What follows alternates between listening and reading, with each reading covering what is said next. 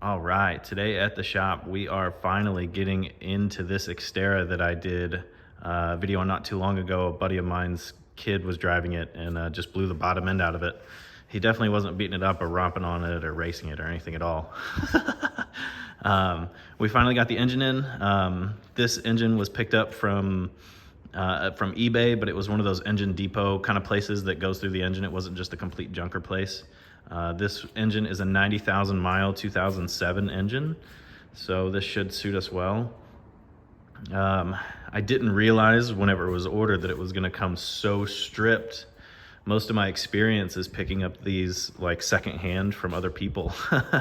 Wouldn't you know it? So it's funny seeing like how much they undress off of these things.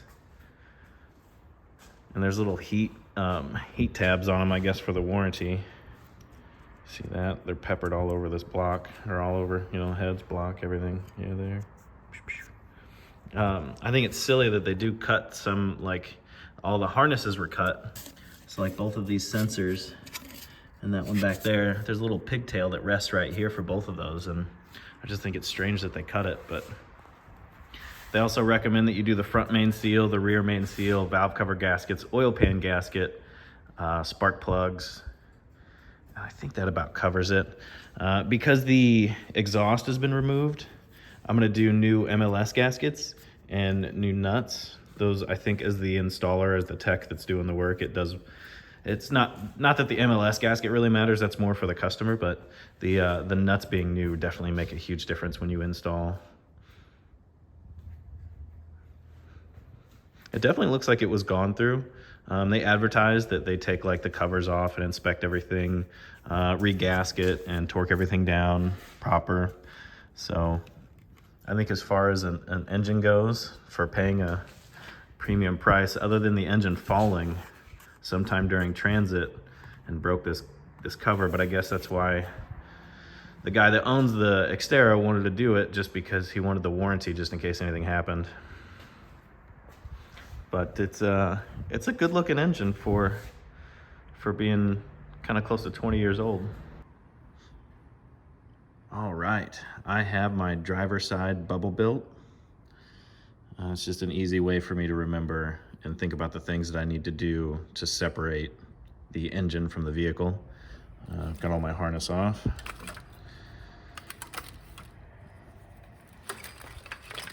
All the clips out, it's ready to come off. So the harness is eventually going to kind of work its way over as I finish this side. But for now, I've also got my AC taken off and pushed off to the side.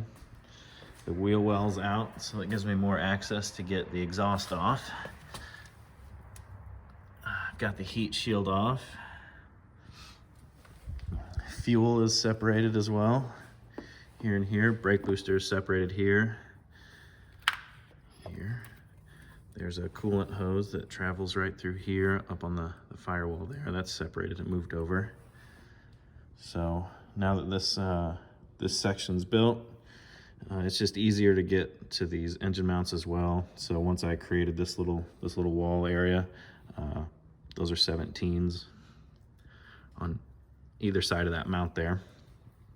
So now this side, other than exhaust and the bell housing bolts, this side is ready to kind of just pull right out. Okay, my window on the passenger side is just about built. It's a little less visual than the driver's side, but same concept. Removing all the harness, power steering pump, alternator was removed. For some reason, the alternator bracket was broken, and I don't know if that had anything to do with the big hole that's over here, but it could. The ground has been removed. The only harness that's still connected down here is the starting harness, and that you get from underneath, and I'm not doing that right now. So yeah, but all the harness is separated as we come up. All this has been separated, so all this is now free. And there's a lot more on the business end on this side within the wheel well back here. So you've got your knock. Well, this is going to be your, here, let me focus that a little better. This plug here is your crank. sensor. There it goes. Just put it here. That'll be better. This plug here is your crank sensor, and then the knock sensor comes over here. The coil pack plug is right there. The coolant sensor's back here as well. Cam sensor's back here. So there's quite a bit of things back here that you have to get free on the passenger side wheel well. The heat shield thankfully has already been removed, but it's quite a pain to get that heat shield out on this side. The only thing that's really left on this side, I've got the harness almost completely free, but the back side, there is a little bracket that I did get free, but I think it is gonna snag a little bit as I go to remove the engine itself.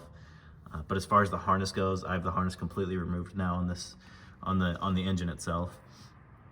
I started removing some of the exhaust on this side as well. Those nuts are gone, so I'm gonna get that bottom 14 millimeter and then be able to slide the catalytic converter back once I get the other side as well. But I still need to do the engine mounts and the exhaust, and then the bubble on this side is complete, and I can move on to the bell housing. I would say time-wise, I'm right about 3 hours, 3 hours 15 maybe. Okay, the bubble is complete. The torque converter bolts are out, the 4 torque converter bolts, the 10 bell housing bolts.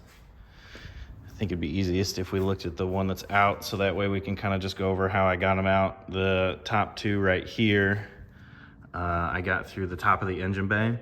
Now, if you were going to pull the transmission out instead of the engine, you can actually take the cross member out for the transmission, lower the transmission down a little bit, and that'll give you angle to get all of these from the bottom with an impact, and that makes all of these a breeze.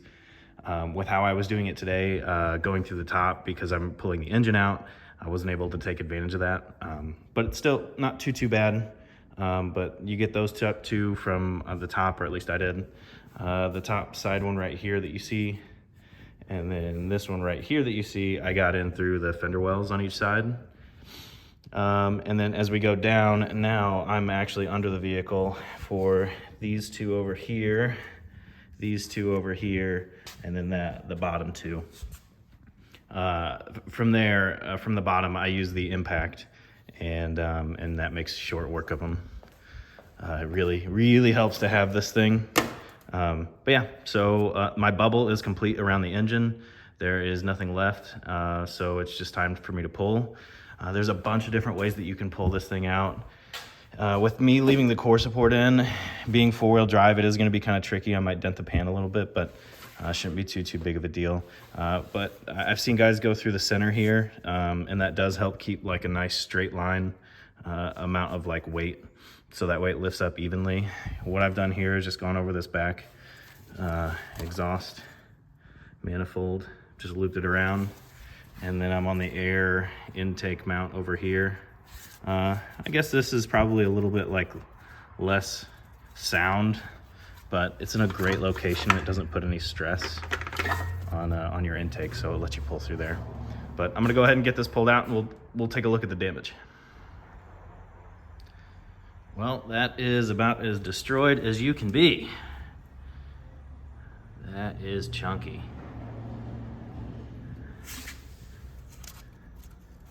Yeah.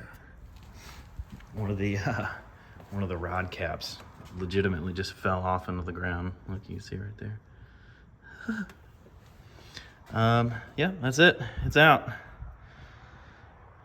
See that? There's a 17 millimeter wrench on the top of the transmission. Boop. Everything went well pulling. You gotta check kind of clearancing. Make sure that you separate your bell housing from those dowel pins you see there. Make sure that you separate your exhaust proper, and then guide this stuff out of the way, because you don't want to crunch or munch any of that. You see those breather tubes, those kind of tend to hang on. Make sure you get that separated, and then just make sure that everything that you had taken off and painstakingly tucked off to the side isn't going to catch as you go to remove. And see the engine is fairly flat and stable with this method here.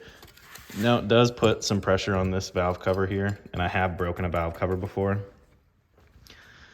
But for keeping the engine stable and getting it in, to me, it's kind of worth it. If I break a valve cover, I can just replace it, but that's it. The Xterra engine is out. Now the task is to wait on parts and get everything that makes sense to swap over to this engine before I go to put it back in the Xterra.